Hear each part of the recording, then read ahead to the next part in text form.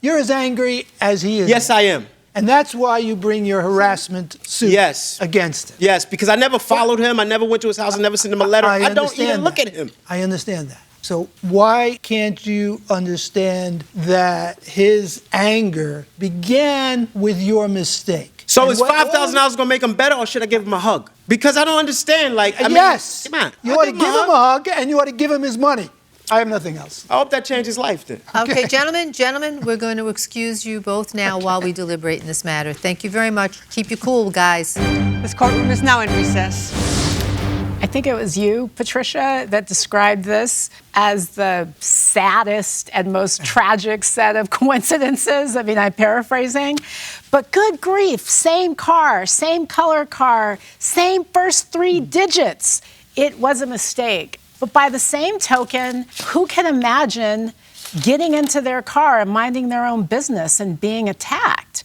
I am for dismissing the counterclaim with an understanding of why the defendant brought it. But I think that the plaintiff is entitled to every dollar. Yeah, I'll start with the counterclaim as well. I mean, it was pretty clear on some level that maybe the plaintiff could have been more conscious of avoiding an encounter, but I don't think he really wanted to do that. I think he was looking for some satisfaction. You mean in the later, above and at beyond, the gross after? Yeah, any of them really, above and beyond what he got from the criminal courts. In fact, there's a letter here that he sent to the courthouse saying, listen, I didn't get my restitution. I was badly injured. I'd like to see him get at least 48 hours, because that's what I saw a drunk driver get. You know, I want him to be accountable, to show me something more than he just paid my bills, you know, meaningless.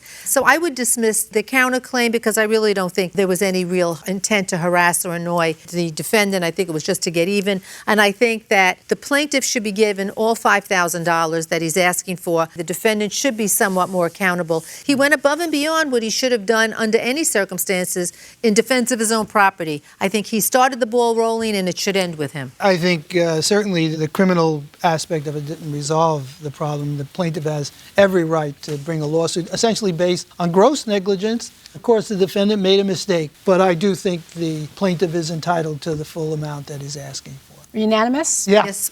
Gentlemen, we've deliberated and reached a verdict.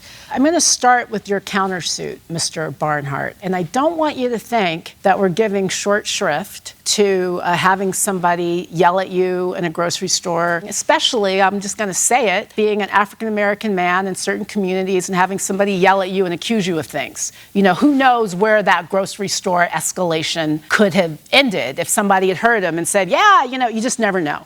So I don't want you to think that we're unsympathetic. However, we have to put that in the context of the assault that preceded it. It was a mistake. But some mistakes are more harmful than others. Mr. Oko, we know, I mean, you are looking for a satisfaction that the criminal court system did not give you for that type of distress and pain and trauma. We are unanimous in awarding you the full amount that you've requested of $5,000. It's not going to make you forget this, but you got to let it go now. The best you can do is the resolution that you're going to get here. Right. Mr. Barnhart, we're dismissing your countersuit, but good luck to both of you, and please stay safe.